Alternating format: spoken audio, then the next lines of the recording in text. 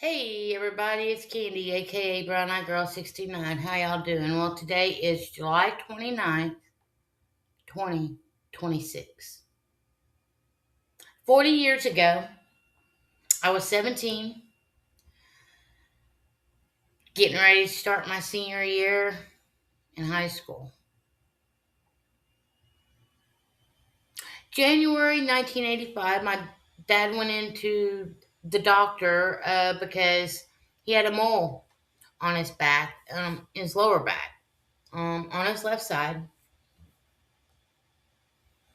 And it had been bothering him for a while. It had actually been there my whole entire life. But as I grew up, it started getting bigger too. And it started bothering him. It started itching and it was kind of red around the edges. My dad hated doctors. My dad hated doctors. And so he refused to go until his brothers finally talked him into going.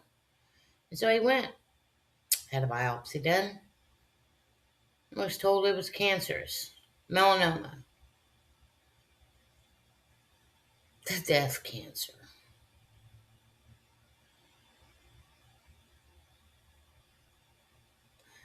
So they basically, the oncologist, cancer doctor that he got, said that they would go in and take it out and see, you know, see how bad it is. Well, they did that. They said it was pretty deep. They got us all that they could get and closed him up and hoped for the best. He healed up really quick. His surgery, he was diagnosed in January 85. That first surgery was February of 85. So I was 15. I wasn't 16 yet. Then I turned 16 in June of 85. And then by November of 85, uh, it showed up in his lymph nodes in his thigh and groin area. So they went in and they took those lymph nodes out, but they told him basically it's in your lymphatic system. You have lymph nodes all over your body. So all we can do is hope for the best. Well, my dad didn't heal up as quick from that. Took him a little while. Then 1986 rolled around. And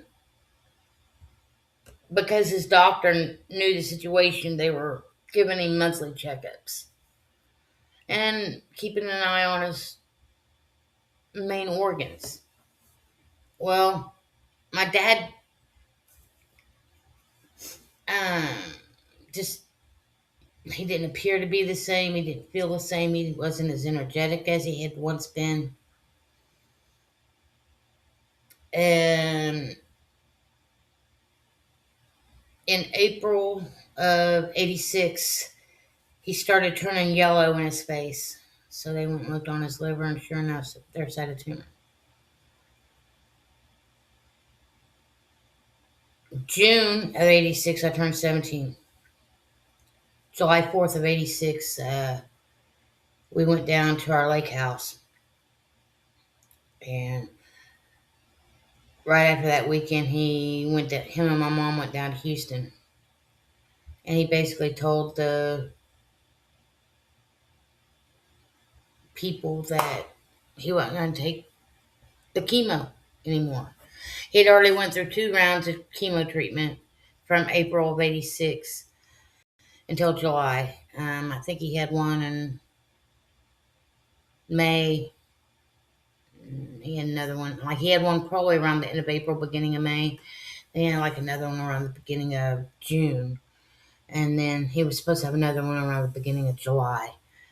But instead he opted out and came home to die. 3 weeks later, he was dead and gone.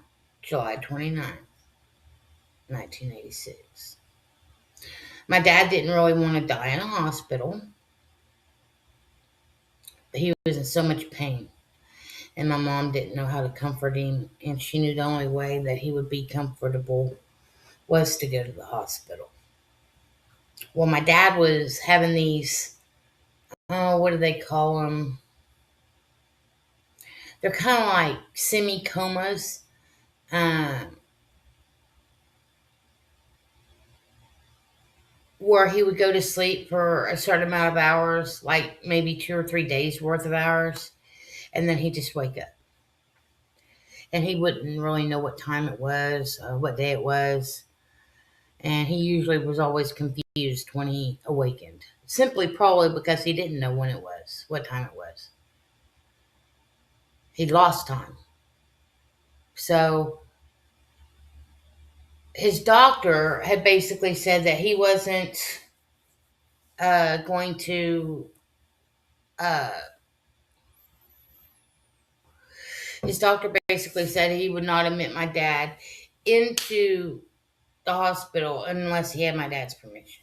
Well, because my dad was in and out of consciousness, it seemed like every time my mom got a hold of the doctor or the doctor called, my dad wasn't around to give his permission. Yeah. Well, one final time we tried, and the doctor called back and talked to my dad. And my dad's like, yeah, send an ambulance around. I want to come to the hospital. So that's what we did. And that was on a Sunday evening. And it was on, I think, the evening of the 26th, 27th. Ambulance come around, pick him up, took him to the hospital, St. Anthony's in downtown Oklahoma City. They got him hooked up to morphine, got him put in a room, and pretty much he knew that's where he was going to be until the day he died.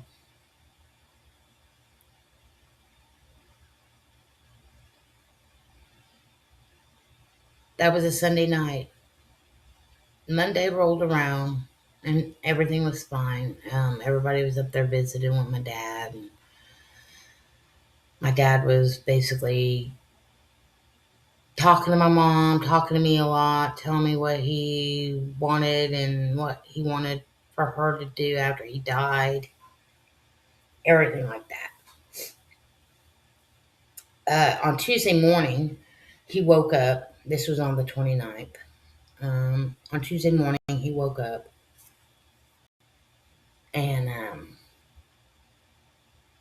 I guess he felt like he needed to go to the bathroom, and he was hooked up to the morphine machine 24/7, so he had an IV in his arm. But he got up and basically was so weak from not being up on his feet for a while, he immediately fell. My mom was there in the room with him. They had brought in like a little bed or something for him. And so she immediately called the nurse, and they was able to, get my dad up off of the floor. And my dad was concerned about having an accident, but the nurse told him, don't worry about it. If you have an accident, we'll take care of it. We'll clean you up. It won't be that big of a deal. But it turned out that he didn't need to do anything. He just had a lot of gas. He had a lot of gas in his system, probably due to the medications. They got him back up in the bed, and he was really weak after that. My mom called me at the house and basically told me, you need to get up here as soon as possible. So I went up there, got up there, um, got to talk to my dad one last time, got to tell him I loved him, and got to hear him tell me he loved me. And he gave me a couple of things of his and told me he was proud of me. And I had to go take care of some things at my job because my job was a summer job only, and it was ending like on July 31st, August 1st, something like that. It was a temporary job. So I went in there to clean off my desk, say goodbye to my coworkers. They knew that my dad was in the hospital, so I didn't have to work that last week that I was scheduled, but they paid me for it. Um, I come home. I call a friend of mine. I'm talking to my friends and basically telling them, yeah, he seemed like he's doing a little bit better than he was this morning, but he's just a lot quieter, but I did get to talk to him, blah, blah, blah, blah, blah, blah, blah. In fact, you know what? I'm going to go ahead and get off the phone here and call up there and see how he's doing. So I call up there. The phone just rang and rang and rang. Nobody answered. And I thought, well, that's strange because he's supposed to have somebody in the room with him at all times. So I thought, well, maybe I dialed the wrong number because I had a direct number to his room. I thought, well, maybe I dialed the wrong number. So I inverted the numbers that I thought was wrong, and I called again, and this time I got the emergency room. They're like, no, you got the emergency room. If you're having trouble reaching your party in their room, why don't you just call the nurses station on that floor and they'll connect you? I'm like, okay, cool. So I called back, got to the nurses station on floor 11, and asked to be connected to Bill Anderson's room 111. Oh my God, I just realized. Okay, anyway.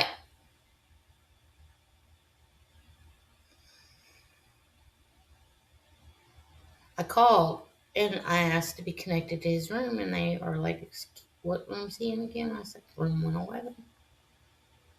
And they looked up on the board because they had this big, like, dry erase type board, for all the nurses to look at. Had all the patients, what rooms and what patients was in there, et cetera, right? And I guess they looked up on that board and they said, I'm sorry, ma'am, but Mr. Anderson passed away just a few minutes ago. And I was just like, what the? So I immediately hung up. I called my friend back that I've been on the phone with and told her, they just told me my dad died a few minutes ago. I'm on my way to the hospital. I left Yukon, which is about, on a normal drive from our house to the hospital would have been about 20 minutes. I made it in 10.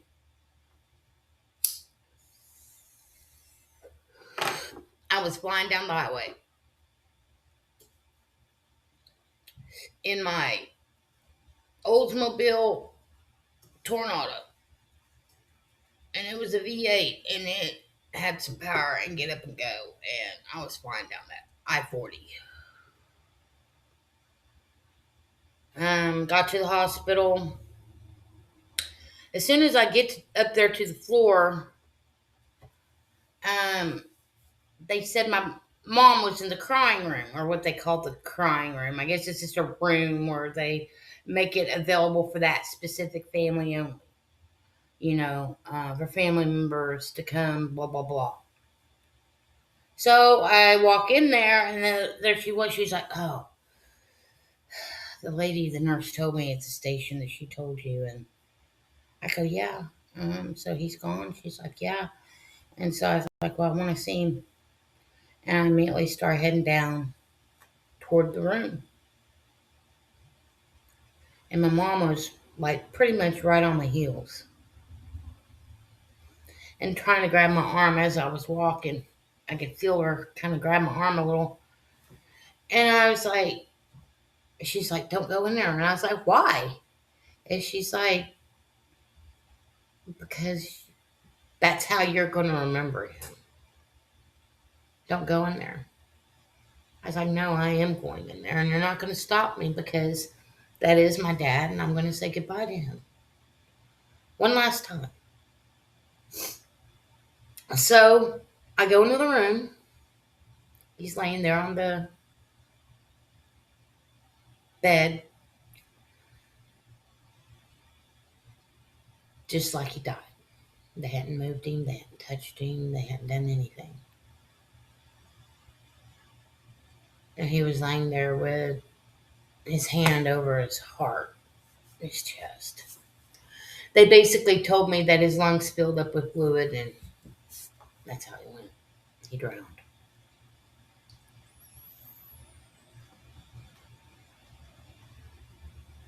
When I first walked in there,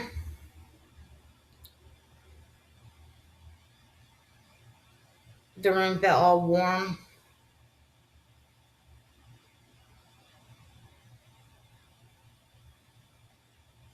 full of love. It's hard to describe. So I sat there, got a chair and pulled it right up next to me. Sat there and talked to him and told him it was okay, that he was no longer in pain, he no longer had to suffer.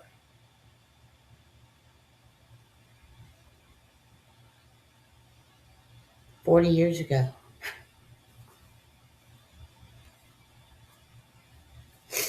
40 years ago, I lost my dad and to a girl. Their dads are the world, and my dad was my world. I put my dad up on a pedestal because my dad could do no wrong. He took care of me and mom. He made sure that me and mom always had a roof over our head. We always had food. And I always had clothes. I always had the best of everything, you know. My dad was a hardworking man, very hardworking man. But as with any human, he had vices, issues.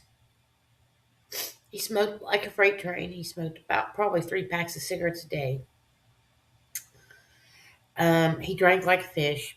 And my dad did not become an alcoholic until he was probably in his mid 30s, maybe even early 40s. Um,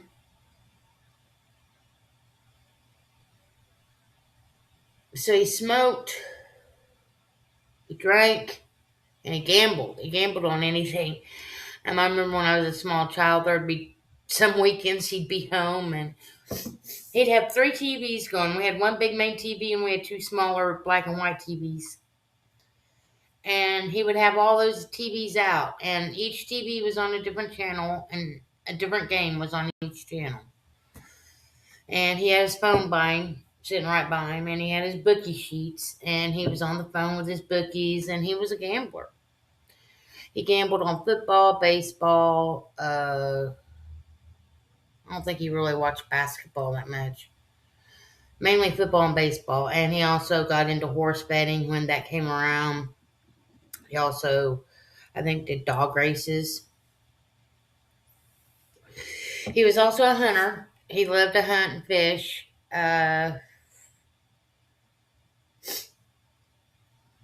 What else? He loved being in the outdoors. He worked in the oil field. Um, he'd been in the uh, Air Force. He was in the Air Force from like 1949 until like 1952, something like that. 16 to 20. And then my parents got married and they met in 1952 and got married in December of 53. So here we are in July of 86. My dad was 53. He turned 53 in May of 86. I was 17. Up until the day my dad died, I thought my parents was old. I thought they weren't with it. They didn't understand. My generation was different than theirs. Until the day my dad died, and I realized he wasn't old.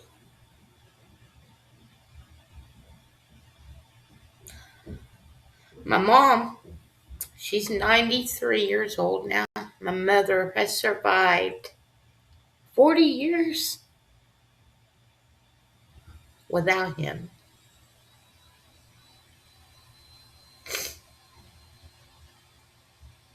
As I aged, and as the decades have rolled on and rolled by, especially these last 2, 3 years, I've asked a lot of questions about my dad to my mom because I know that there was a lot that I didn't know about him.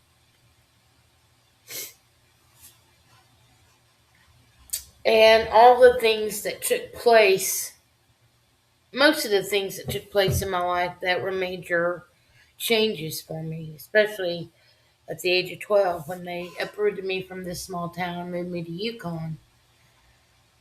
It was all my dad's doing. But my whole life I grew up thinking it was my mom's doing. It wasn't. It was my dad. It was all my dad. Why? Because he wanted to be seen. He had money, he had clout, he had his own businesses, 3 of them. He wanted to be seen.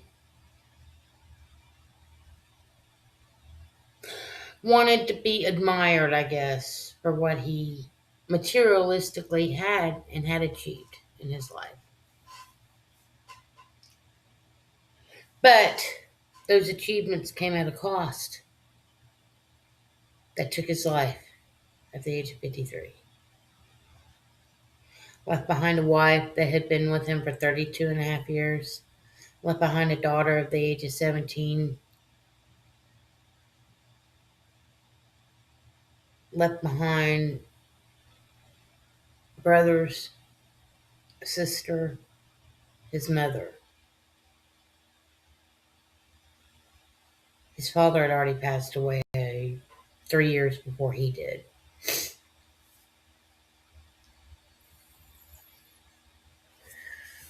Yeah, in 83. Yeah. So, my dad left behind some people that had been in his life that really loved and cared about him. But that is life. I don't know. I might add some photos at the end of this video. I still have a little bit of time. Because I have a few photos of my dad. I have a picture of him, a couple pictures of him in his military, his Air Force outfit. And then I have a picture of him on the day that him and my mom got married. And then I have some other pictures of him when he was a little younger, and I think before I even actually came along. Um,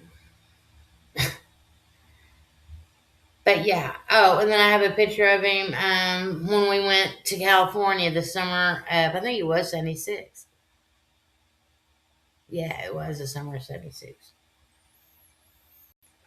when we went to Cali. And I got a picture of him and his friend on the beach. And they were loaded. They were loaded. Anyway, I'll see if I can add those at the end of this video. If I can't, well, I'll post them on a post on my community tab. But I have to be at work in about a little less than 3 hours. I got to get into my kitchen, try to make some food, and get prepared for my evening at work. Peace, love, hugs, nugs. Until the next time,